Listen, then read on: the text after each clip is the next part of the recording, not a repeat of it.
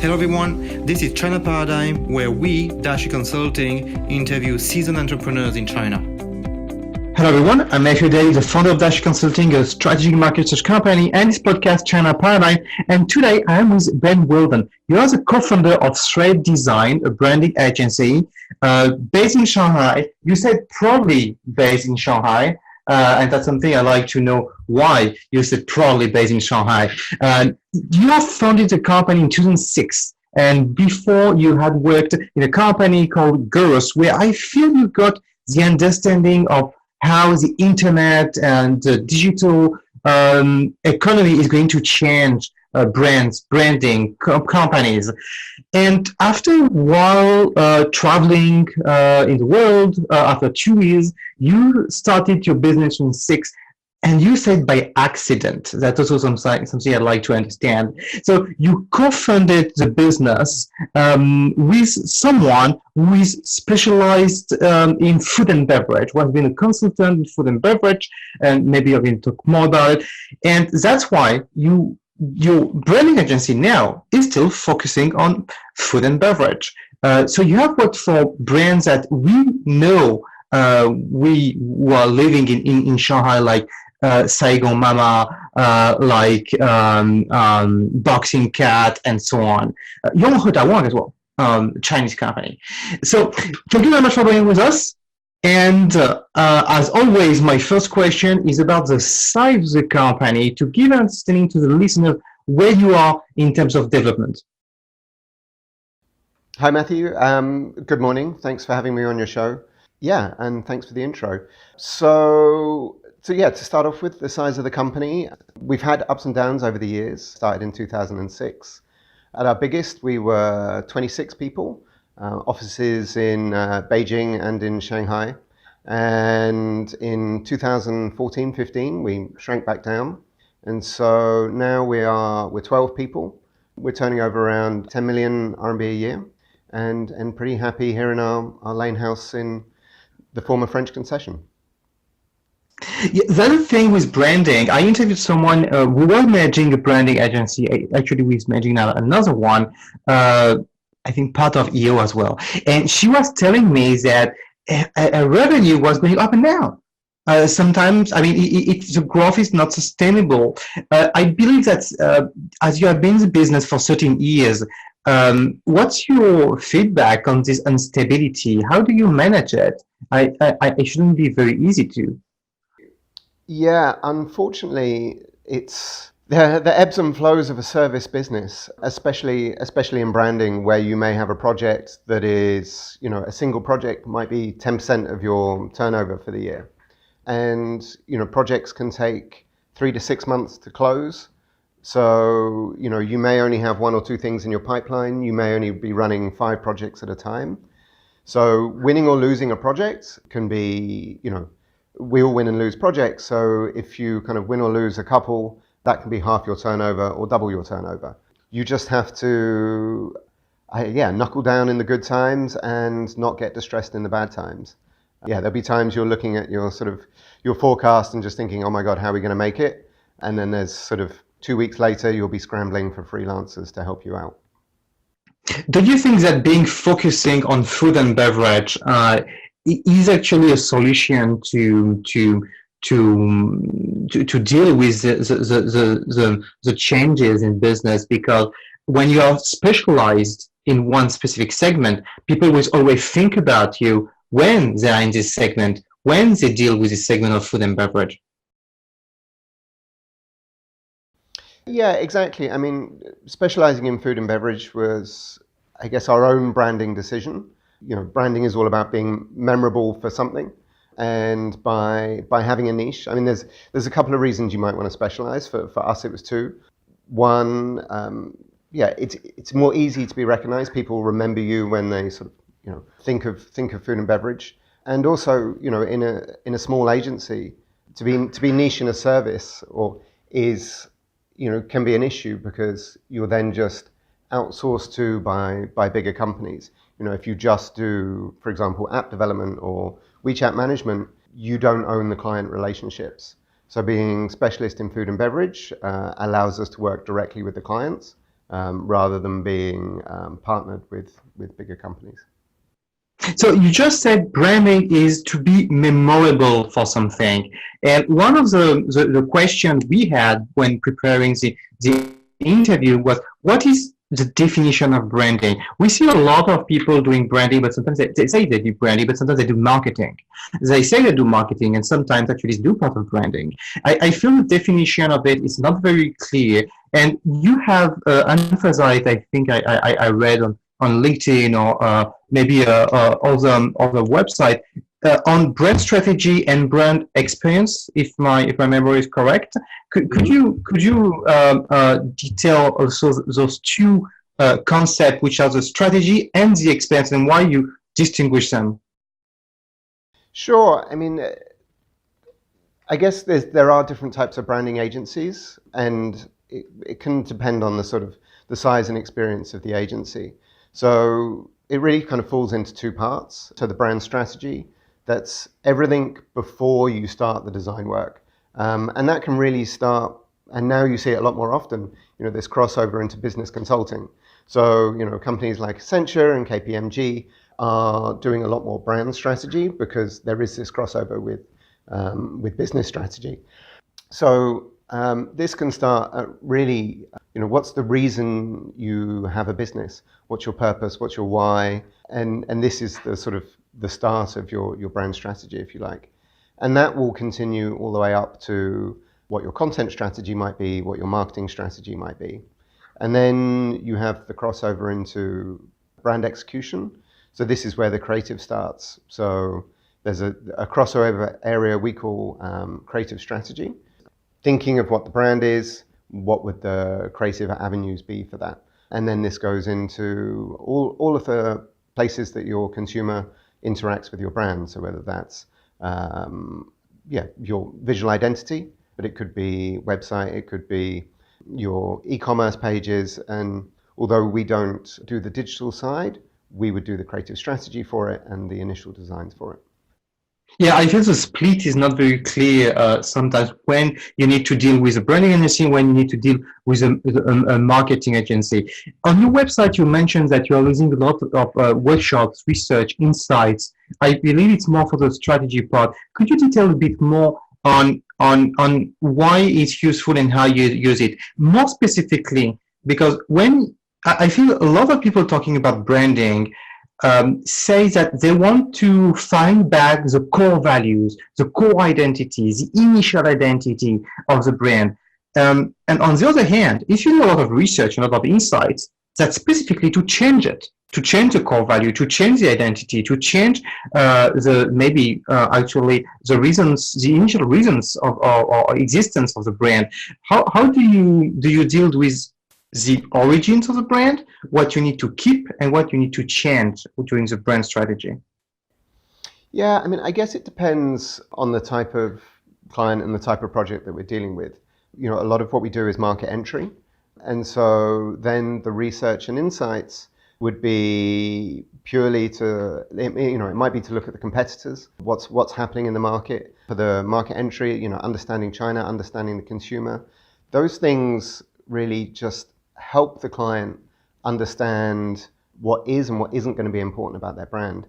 For the brand itself, it wouldn't necessarily change. And in fact, especially an established brand shouldn't change. It would just help them focus on the right parts of their message that are going to be relevant to their customers. Okay, so would it be fair to say that part of the research is to know what not to say and to focus on what is most important because you have limited space, limited time to communicate with a user's clients? Yeah, that's a sort of perfect way to put it. Not saying the wrong things is often more important than saying the right things. Mm.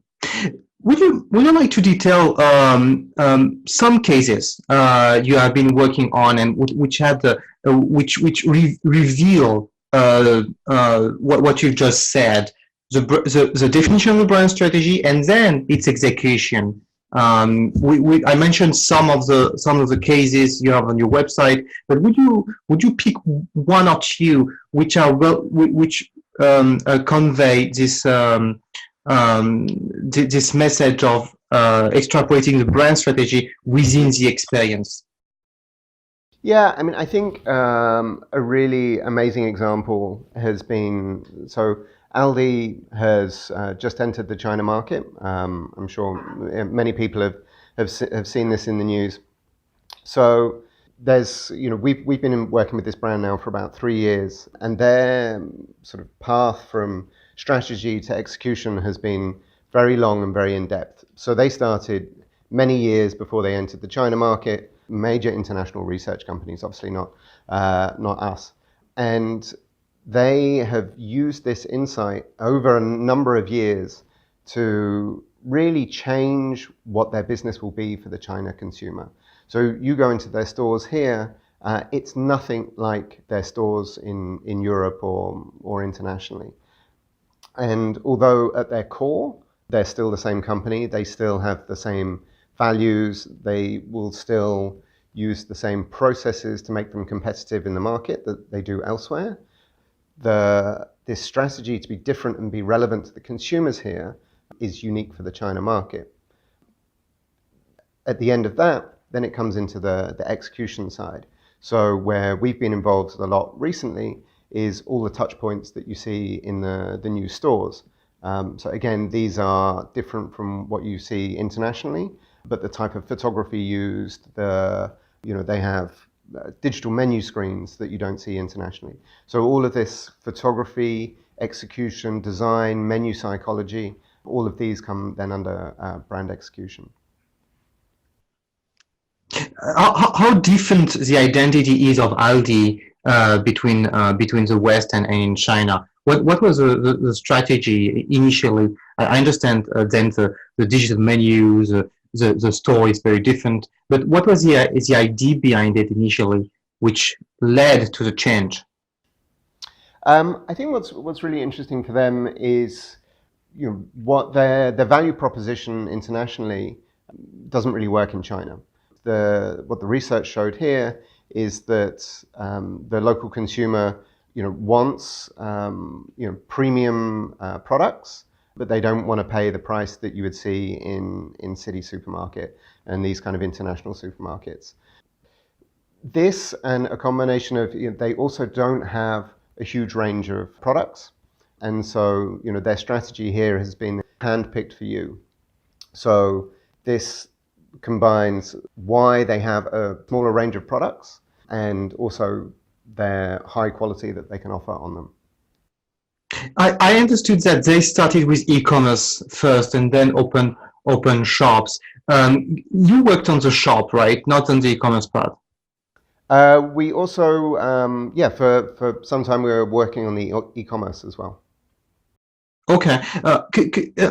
In the context of China, where we see that e-commerce is taking so much market share, we see what happened to Carrefour, to Walmart, to all those players which are major players in retail. Brick and mortar. What's your learning from this case, and generally speaking from your experience in China, between e-commerce and stores when related to interaction with the consumers, the brand interaction with the consumers, the audience? I mean, with a brand like ALDI, obviously it's very different because they don't have e-commerce internationally. So everything that they're doing here is new. But I think any brand coming into China, especially when they're on, Tmall or JD.com, it's a big shift for them. They have to make these enormous product description pages. The consumer here wants to know everything about the product, where it came from. And, it's a challenge, but it's also a great opportunity because you have these long pages where you can bring the brand to life. So you're not just detailing points, but you can also bring in your brand values, your brand story into, each of these kind of, 1 meter pages of content. So actually what you say is that even the e-commerce in itself is different from the West. Even if you're not present in the West, in e-commerce like ALDI is not present, the way you design your product, the way you interact with the customers is much more detailed, much more complete, and much more long, even for e-commerce. What about the store and offline presence? What's the idea of being present as well offline to interact with the customers? which is a bit contrarian now with what we see going on for Carrefour and Walmart. You are in food and beverage, so you are pretty much very involved into offline presence. What do you feel about being in both e-commerce and store? What's the reason of being present in both? I think for being offline is still really important. If to be a major player in this market, you need both online and offline. Yeah, for getting more touch points. What's the reason behind it? I think people still like to browse. Grocery shopping is huge here online, but it's still huge offline as well. There's opportunity in both. Just because online is popular doesn't mean that people will stop shopping offline. Going back to some cases you have been working on, I saw on your website you have been working for a very famous brand, Chinese brand, Yonghe Dawang. Could you mention a couple of differences between Chinese brands and Western brands? You said you worked a lot on new entries, but that's not the case of Yonghe Dawang, because it has been established for a while, I believe, before you worked on them. Could you mention the differences between working on an established Chinese brand and a new foreign brand in China? Sure. Although actually I really don't feel there is a huge difference between, for us, at least in what we do in, branding and brand execution. I don't feel there is a huge difference between the two. At the end of the day, the target consumer is similar. They both have their brand challenges, and you're still working through a similar process of strategy, brand, and brand execution to help them reach and talk to their customers. At the end of the day, I really don't feel there is too much difference between the two. Okay, what do you do for them? Yonghe Dawang is a fast food. Maybe you should mention to people listening to us what Yonghe Dawang is. Sure. Yonghe Dawang is a large chain of they're a Chinese QSR, quick service, so fast food restaurant, and they're famous for soy milk and youtiao. Youtiao are these sort of long Chinese donuts that are very popular at breakfast time. So for them, we've worked with them a few years. We do a lot of their promotional cup designs, so bringing the brand to life for festivals, so New Year, Golden Week, etc. So they change their takeaway packaging regularly. We also do digital menus for them. So now much the same as UT and McDonald's or KFC. The menu screens are a combination of video and animation. So we create these, but also we run the photo shoots, the food styling, as well as kind of advising them on the psychology of the menu. So how to encourage upsell, how to encourage people to purchase combinations, etc., etc. I see. What do you think such a company, which has been in the market for a while, would ask a foreign company to work on their branding, to work on the card design, to work on the digital menu, to ask Shred to work on their digital, the assets, their creative assets, branding assets? What they told us, actually, we were asked to pitch. They loved our creativity. They said that we were more creative than the other partners that they'd worked with, and that's why they work with us. Okay.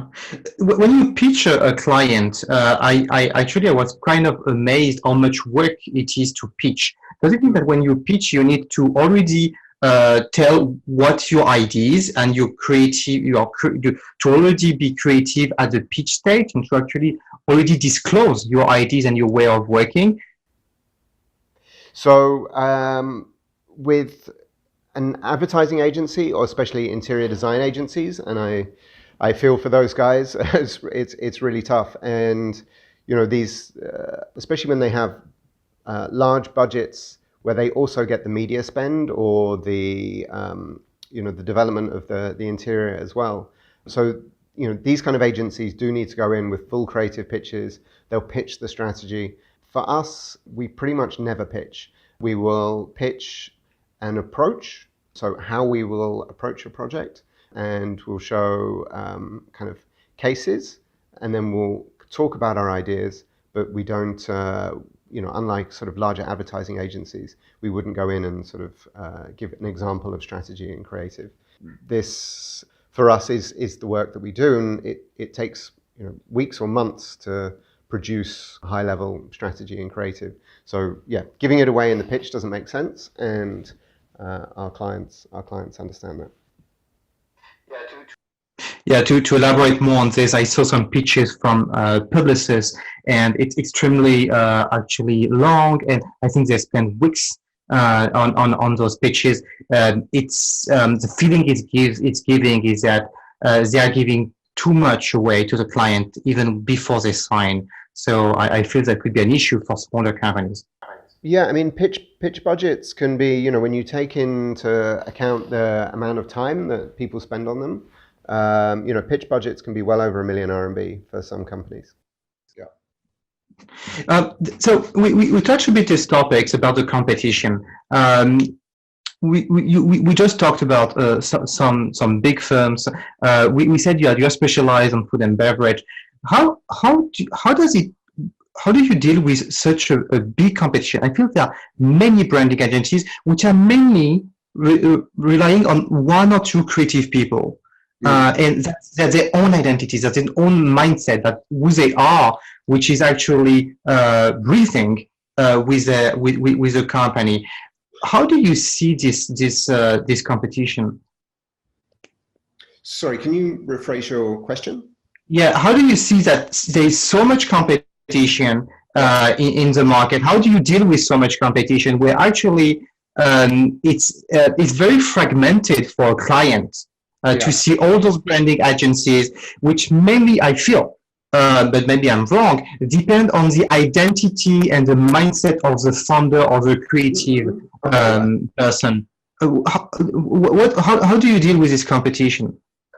Yeah, I mean, one of the great things about Shanghai is, there is a lot of competition here, but compared to a mature market like, London or Paris or New York, there isn't as much competition here as in the more developed markets. So yeah, I mean it's tough, but I mean that's business. But yeah, I still think there's plenty of opportunities for everyone. And I think actually something that is really interesting here that you see that you don't see back in London. I was talking to someone about this the other day. And here in also a lot of industries, where the owners of all the agencies are all in WeChat groups together. And we're happy to share ideas. So I know all the other sort of founder-led branding agencies, and we all chat and we meet up for drinks. And you just don't see that in, I don't know about everywhere in the world, but in London, certainly, everyone is keeping their cards very close to their chest. They're not sharing resources. Oh, do you know a good web developer or, production manager or signage manufacturer? So yeah, I think it's a great place to be in business, even with the competition. Do you feel that people share? You are sharing together your ideas because you may be foreigners, you may be not Chinese. You wouldn't do that in London or in New York because you are from the country. Do you think that that's the reason why, or it's also with Chinese creative Chinese agency owners? Yeah, I think that's definitely why there is that culture here. But certainly there are also a number of Chinese owners in the groups, but perhaps more, Western market focused. Yeah, I'd be interested to know whether the very local agencies are also all friends and sharing resources. That I don't know the answer to. Talking about managing a branding agency, when I go through some of your clients, again, correct me if I'm wrong, but I feel they may be medium-sized or even smaller size. I don't know how big, for instance, Boxing Cat is, or at least they began as a small in Shanghai. How do you work on a branding strategy for a medium or a small brand where it's not like a decade or 2 decade or 3 decade old history? You don't have that many assets to work on. They may not actually have also such a huge budget. So what tends to happen is the pieces of the process that you get to be involved in. So obviously with a very large company, you may just be working on the branding process for maybe a single product or a single initiative. It may just be, please help us brand our internal employee retention scheme or something. And so, with these global Fortune 500 companies, you're doing the same process, but it tends to be on a smaller piece. You're generally not doing their entire brand strategy. And then, for a smaller company, we still work on startups. It's really enjoyable work. It's fun for the design team. But, in those meetings, you're spending, half a day and you're doing, the entire brand architecture for them, which, these big companies spend years and millions on. So although the process is the same, you're just doing different things within that time. What would be the budget then if some managers of startups or medium-sized companies know they have an issue with a brand, know they can gain something from brand transformation? What kind of budget should they think of? For us, a sweet spot for us to be able to do something quite nice is about 250,000 RMB in terms of the brand strategy piece. But the prices really vary depending on the type of execution that you need, or the amount of research that you need. I mean, some brands might spend a few million RMB on the research before they even start on the strategy. So there really is a huge scale there. Working on the strategy, what the brand would get? They would get a PPT, they would get already some designs. What would they get from a strategy point of view as a document, as a deliverable? It'd be difficult to go into details. I think the best way to describe it would be clarity on what their brand is, their brand voice, and a roadmap on where they're going with it. You should, after working with a branding agency, you should come away pretty clear on who you are, what you're going to look like, what you're going to say, and who you're going to say it to. I see. Talking about managing a branding agency again, I believe one of the challenge is to hire creative people, to manage creativity, which still makes sense business-wise, because it's good to be creative, but if it doesn't make sense business-wise, or if there's no reasons, no roots, no justification, then I believe you cannot make much out of it. How do you manage this creativity and talents? It's a good question. My background is creative myself, so I didn't come from a business background, and I think creative people they're always creative. So you don't need to try and make people creative. I think you just need to give them the space and the environment to be creative in. If you start working people till 2-3 o'clock in the morning, and there's some bad habits in this city of very late nights and burning people out, and I think that doesn't allow people to be creative. So we've always tried to run an organization here where people are much freer to work in the way that they want and have the space to be creative. Okay. Thanks very much for your time and going through managing a branding agency, some cases in food and beverage. Thank you very much for your time. It was very instructive, and hope everyone enjoyed the talk. Cool. Thank you very much. Thanks for having me on your show.